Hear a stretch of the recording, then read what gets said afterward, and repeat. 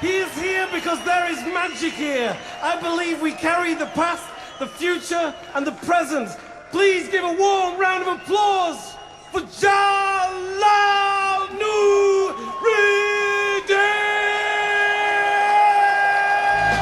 The grandfather of rap. Genocide hung over the heads of the African American people like the sword of Damocles.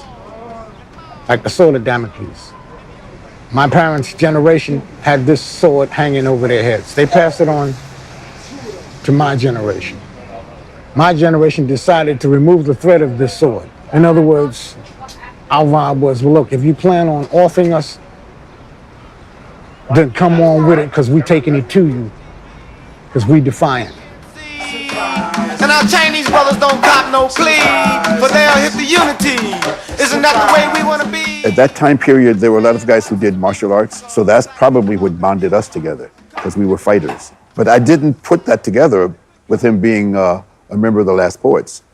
I mean, it was a couple of years when I found out. You know, I just knew the Last Poets were a legend in the neighborhoods. And like when I found out he was one of the Last Poets, I was like, no way.